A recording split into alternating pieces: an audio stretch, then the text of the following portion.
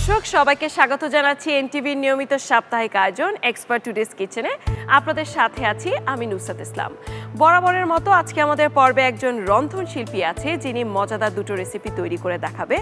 দর্শক প্রতি পর্বে আমরা চেষ্টা করি সারা দেশের ঐতিহ্যবাহী সব রান্না আপনাদেরকে তৈরি করে দেখাতে।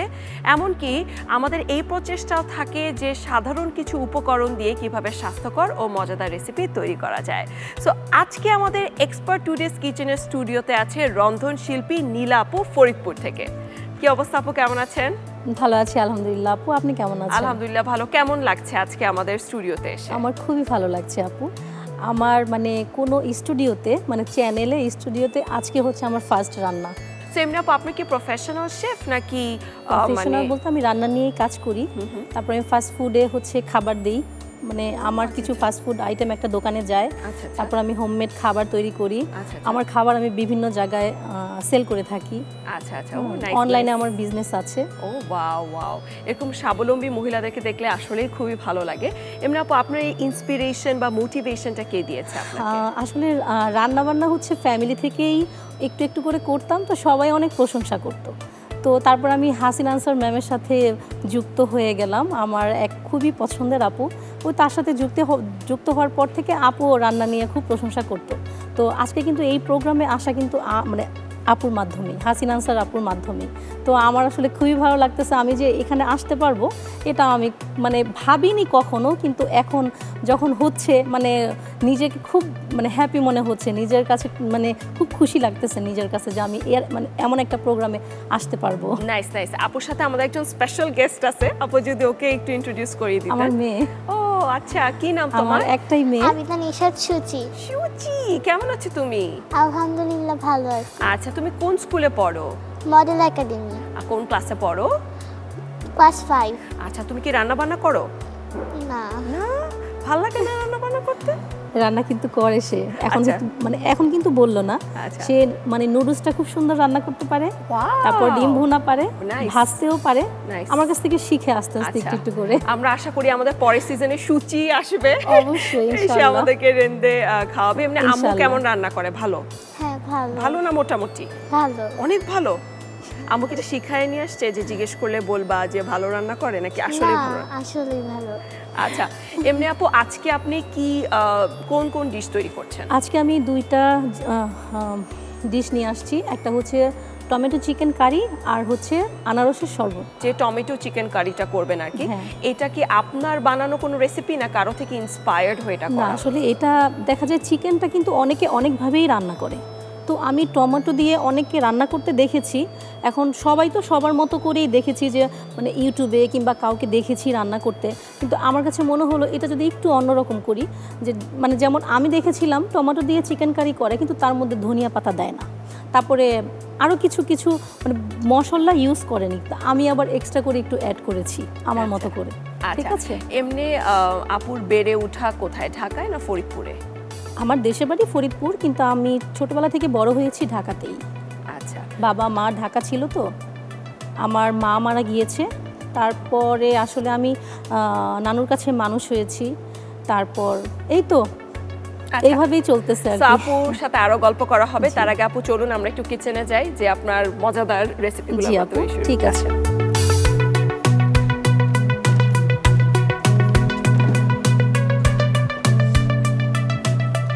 আপু তাহলে প্রথমে আপনি কোন ডিশটা তৈরি করছেন? প্রথমে আমি রান্না করব টমেটো চিকেন কারি। প্রিয় দর্শক, আমরা এখন টমেটো চিকেন কারিটা তৈরি করব। তার আগে একটু দেখে নেই যে এটা তৈরি করতে কি কি উপকরণ লাগছে। টমেটো চিকেন কারি, চিকেন 500 গ্রাম, তেল পরিমাণ মতো, পেঁয়াজ কুচি 1 কাপ, রসুন বাটা 1.5 টেবিল চামচ, আদা বাটা 2 টেবিল চামচ, পানি পরিমাণ মতো, মরিচ গুঁড়ো 2 টেবিল চামচ, হলুদ গুঁড়ো 1 টেবিল চামচ, ধনে গুঁড়ো 2 টেবিল চামচ, দারুচিনি 1 টুকরো, এলাচ 4টি, লবণ স্বাদ মতো, টমেটো 1 কাপ, কাঁচামরিচ পরিমাণ মতো, জিরের গুঁড়ো 1 চা চামচ, সাদা গোলমরিচের গুঁড়ো 1 চা চামচ, ধনে পাতা কুচি পরিমাণ মতো। দর্শক দেখে নিলেন উপকরণগুলি, এখন মূল রান্নায় চলে যায়। সো আপু আমরা তাহলে এখন শুরু করি। জি আপু। আচ্ছা, আমি পেঁয়াজটা ভাজবো। আচ্ছা, ভেজে তারপর মশলাগুলো দিব, তারপর চিকেন দিব। আচ্ছা, তাহলে আমরা প্রথমে পেঁয়াজটা ভেজে ফেলি। আচ্ছা।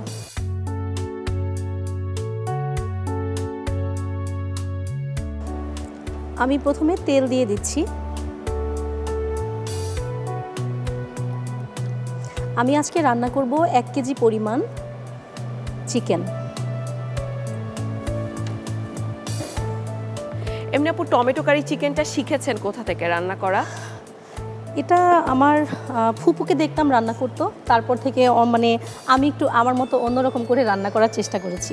আচ্ছা, তেলটা গরম হয়ে এসেছে, আমরা এখন পেঁয়াজ কুচি দিয়ে দিব। পেঁয়াজ পুরাটাই দিব।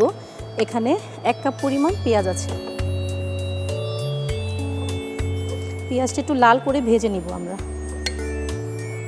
এমনি সুচি আম্মু যখন বাসায় রান্না করে আম্মুকে হেল্প করা হয়? হ্যাঁ। হ্যাঁ, ভাল লাগে তোমার রান্না করতে? হ্যাঁ। বড় হয়ে আম্মুর মতো এরকম মজার মজার রান্না করতে চাও? হ্যাঁ। এমনি সুচির ইচ্ছা কি? বড় হয়ে সুচি কি হবে? ডক্টর। Doctor, nice. একটু ভাজা হয়ে গেলেই আমরা এখানে মশলা এক এক করে অ্যাড করে দিব।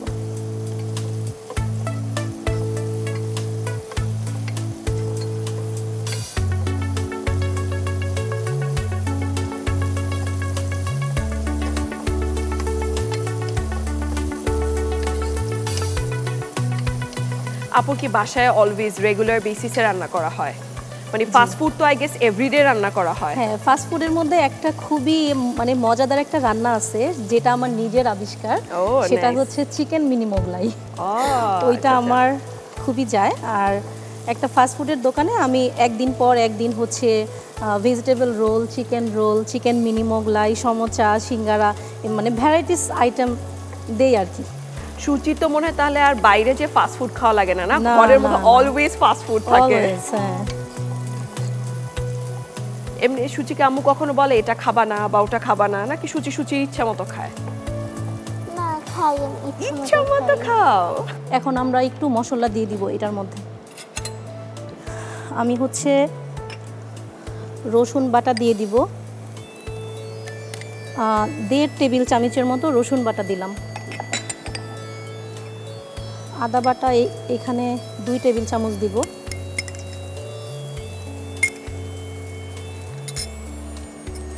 এখন হচ্ছে মশলাটা একটু ভেজে নিব।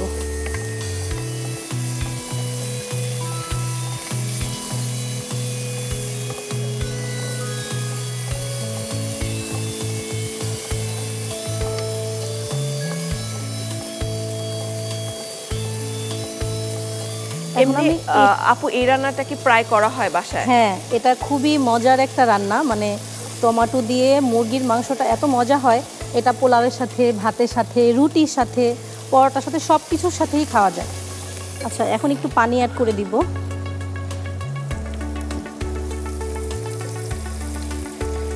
যাতে পুড়ে না যায় মশলাটা। এখন আমি একে একে মরিচ দিয়ে দিব এখানে 2 টেবিল চামচের মতো। একদম বেশি ঝালও হবে না।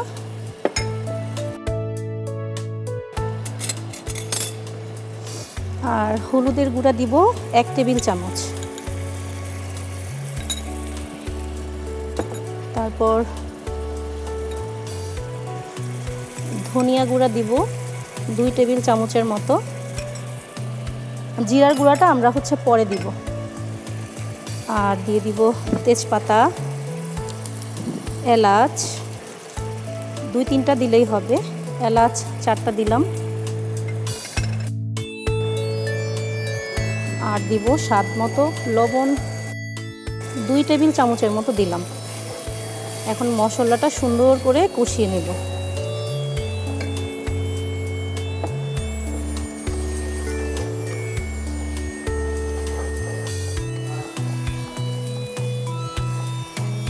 এমনি আপু কত বছর ধরে এই প্রফেশনে আছেন, রান্না বান্না করছেন? আলহামদুলিল্লাহ 3 বছর ধরে আছি আপু। এখন চিকেনগুলো দিয়ে দিচ্ছি।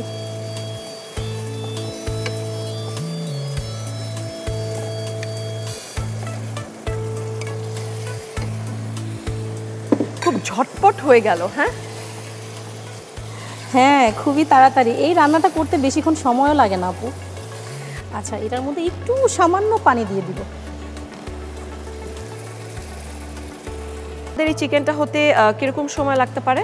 এটা মানে প্রথম থেকে রান্না করতে 30 থেকে 35 মিনিটের মতো লাগে। আচ্ছা, এই যে এখন কষিয়ে দিলাম, টমেটো দিয়ে দিব, কারণ মানে ফার্মের মুরগি রান্না করতে বেশি একটা সময় লাগে না। যদি অন্য মুরগি হয়, দেশি মুরগি বা হচ্ছে শক্ত যেই মুরগিগুলো, সেটা করতে আবার অনেক সময় লাগবে। আচ্ছা, এমনি সুচি তোমার কি করতে ভাল লাগে? গান, নাচ, কবিতা? কবিতা। কবিতা? সো তুমি কি আজকে আমাদেরকে একটা কবিতা আবৃত্তি করে শোনাবে? হ্যাঁ। ও গ্রেট, তাহলে আমরা শুরু করি। ওকে, স্টার্ট। সংকল্প লিখেছেন কাজী নজরুল ইসলাম। থাকবো না কো বদ্ধ ঘরে, দেখবো এবার জগৎটাকে, কেমন করে ঘুরছে মানুষ যুগান্তরের ঘূর্ণিপাকে। দেশ হতে দেশ দেশান্তরে, ছুটছে তারা কেমন করে, কিসের নেশায় কেমন করে, মরছে যেবি লাখে লাখে। কিসের আশায় করছে তারা বরণ মরণ যন্ত্রণাকে। হাওয়াই চড়ে চায় যেতে কে চন্দ্রলোকের অচিনপুরে, শুনবো আমি ইঙ্গিত কোন মঙ্গল হতে আসছে উড়ে। পাতাল ফেরে নামবো নিচে, উঠবো আবার আকাশ ফুরে, বিশ্বজগৎ দেখবো আমি আপন হাতের মুঠোয় পুরে। Wow, very nice, very nice, খুব সুন্দর হয়েছে। তুমি আরো এরকম রেসিটেশন শিখো, আরো প্র্যাকটিস করো, but very nice, very nice. ও ছোটবেলায় খুব প্রাইজ পাইতো, ফার্স্ট সেকেন্ড থার্ড প্রাইজ থাকতো তার। আচ্ছা, মানে স্কুলে সব কম্পিটিশনে পার্টিসিপেট করা হয় মোর অর লেস।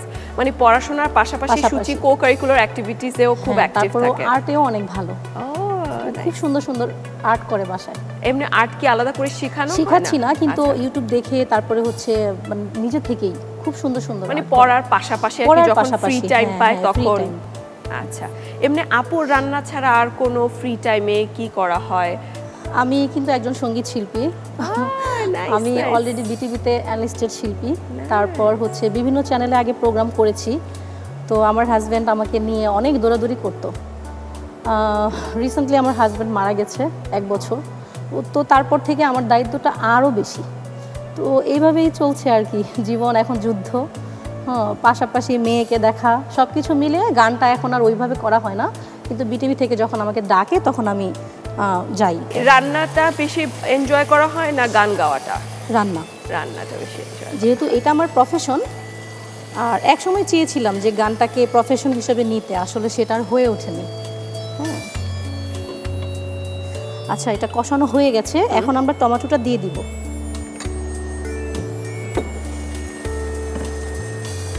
টমেটো দিয়ে দিচ্ছি।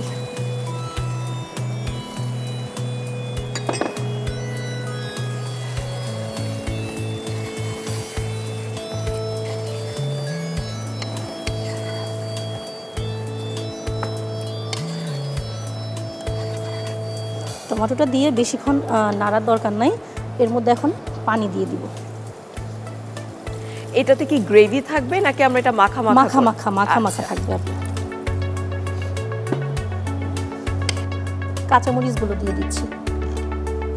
যত বেশি কাঁচামরিচ তত বেশি ঝাল না, মানে শুকনো মরিচ তো দিয়েছি, হ্যাঁ, জাস্ট কাঁচামরিচটা একটা ফ্লেভারের জন্য আর কি। আচ্ছা, সবগুলো দিলাম না, 5-6 ফালি দিলাম। এখন একটু বাড়িয়ে দিই চুলাটা, এখন ঢেকে দিই।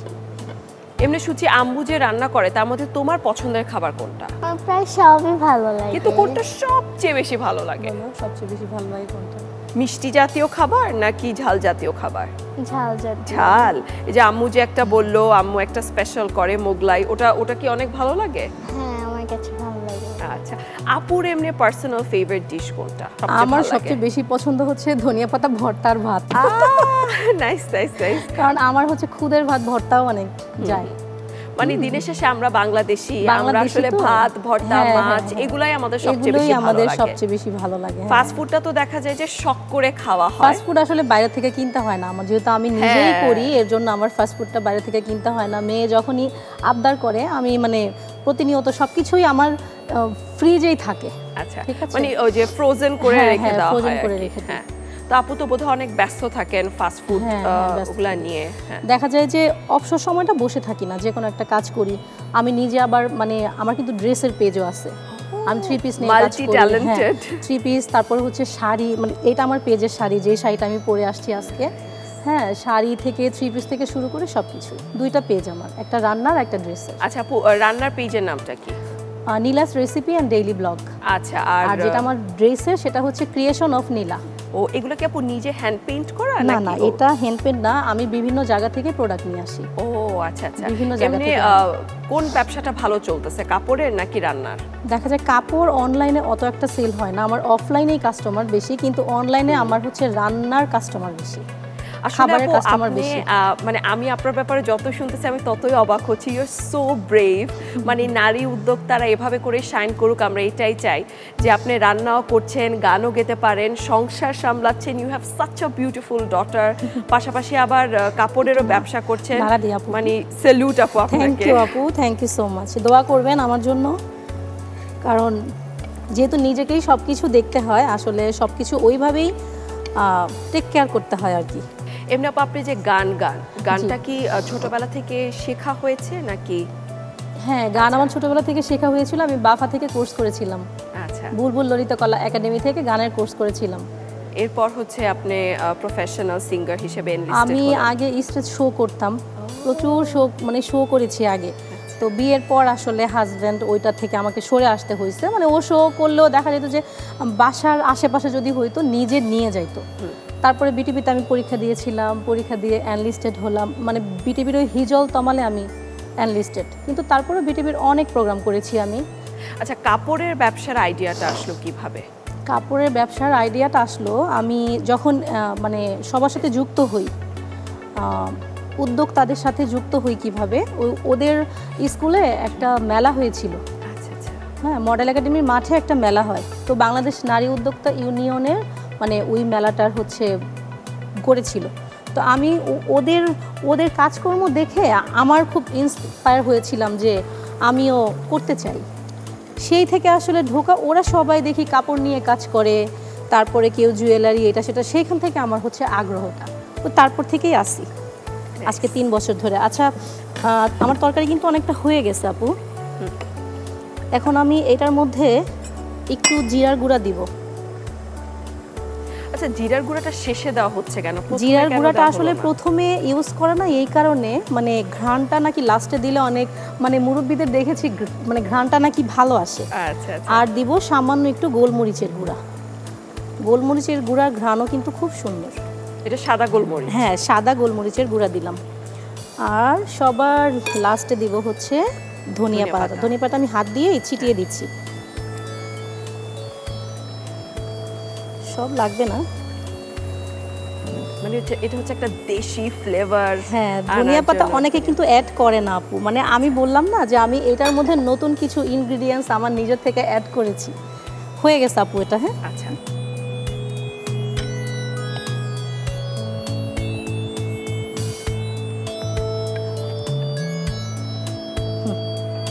হয়ে গেল আপু, কমপ্লিট হয়ে গেল আমার হচ্ছে tomato chicken curry. Thank you so much. So প্রিয় দর্শক, মজাদার টমেটো চিকেন কারি তৈরি হয়ে গিয়েছে। আপনাদের সুবিধার্থের জন্য প্রস্তুত প্রণালীটা আরেকবার দেখিয়ে দিই। টমেটো চিকেন কারি।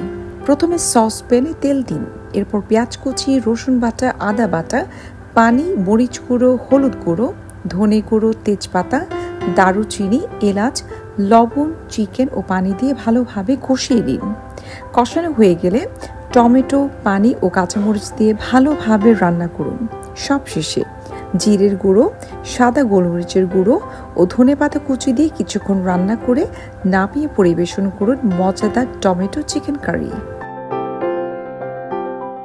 দেখে নিলাম প্রস্তুত প্রণালীটি। আপু, এখন আমাদের নেক্সট আইটেমটা কি হবে? নেক্সট আইটেম হচ্ছে আনারসের শরবত। প্রিয় দর্শক, আমরা এখন দেখে নিব যে আনারসের শরবত করতে কি কি উপকরণ লাগছে। আনারসের শরবত। আনারসের রস 1 কাপ, চিনি 4 টেবিল চামচ, লেবুর রস 1 টেবিল চামচ, পানি আধা কাপ, লবণ স্বাদ মতো। তাহলে এখন আমরা জুসটা তৈরি করে ফেলি। হ্যাঁ আপু, আচ্ছা। ঠিক আছে। আমি এখন তৈরি করছি আনারসের জুস। তো প্রথমেই আমি আনারস ব্লেন্ডার করে নিয়েছি, ব্লেন্ডার করে রসটা নিয়েছি, রসটা ঢেলে দিব। এখানে 1 কাপ পরিমাণ আছে। তারপর এর মধ্যে 4 টেবিল চামচ চিনি দিয়ে দিব। মিষ্টি আসলে যার যেমন পছন্দ, কেউ একটু বেশি পছন্দ করে, কেউ একটু কম পছন্দ করে। তারপর এটা ভালো করে মিক্সড করে নিব। মানে ইউজুয়ালি যেটা হয় যে বাসায় আমরা শুধু এভাবেই খাই, হ্যাঁ হ্যাঁ, আনারসের জুসের সাথে একটু চিনি মিক্স করে, চিনি কিন্তু mix আপু করে, এখানে হ্যাঁ। কিছু এক্সট্রা ইনগ্রেডিয়েন্টস অ্যাড করেছে, এটা কি হ্যাঁ। একটু ডিফারেন্ট করার এটা জন্য? একটু ডিফারেন্ট করার জন্য আর দিব 1 টেবিল চামচ লেবুর রস। লেবুর রসের ঘ্রাণটা কিন্তু এমনিতেই অনেক সুন্দর, আর জুসে দিলে কিন্তু খুবই ভালো লাগে। এখন এটার মধ্যে হাফ কাপ পরিমাণ পানি দিয়ে দিব। আর আনারসের জুস ইজ ভেরি হেলদি, হ্যাঁ, এটা খুবই ওয়েট লসের healthy। জন্য অনেক ভালো। অনেক উপকার। আচ্ছা, এটার মধ্যে জাস্ট 1 চিমটি লবণ দিয়ে দিব টেস্টের জন্য।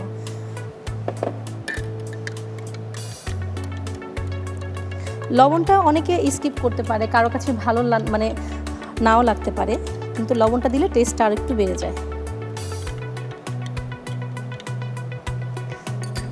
ব্যাস কমপ্লিট হয়ে গেল। কমপ্লিট হয়ে গেল আনারসের শরবত। আপু, আনারসের শরবত। Thank you so much. দর্শক, মজাদার আনারসের শরবত তৈরি হয়ে গিয়েছে। আপনাদের সুবিধার্থে প্রস্তুত প্রণালীটা আরেকবার দেখিয়ে দিব। আনারসের শরবত। প্রথমে গ্লাসে আনারসের রস নিন, এরপর চিনি দিয়ে ভালোভাবে মিশিয়ে নিন। এবার লেবুর রস, পানি ও লবণ দিয়ে ভালোভাবে গুলিয়ে সাজিয়ে পরিবেশন করুন দারুণ স্বাদের আনারসের শরবত। দর্শক, দেখে নিলেন প্রস্তুত প্রণালীটি। আপু, আপনি কি জানেন এক্সপার্ট ডিশওয়াশ কিন্তু শুধু পরিষ্কারই করে না, এমনকি জীবাণু ধ্বংস করে। আর আপু, আপনাকে অসংখ্য ধন্যবাদ এই মজাদার দুটি রেসিপি তৈরি করার জন্য। আপনাকেও অনেক অনেক ধন্যবাদ আপু। আমি এক্সপার্ট টুডেস কিচেনে আসতে পেরে নিজেকে অনেক ধন্য মনে করছি।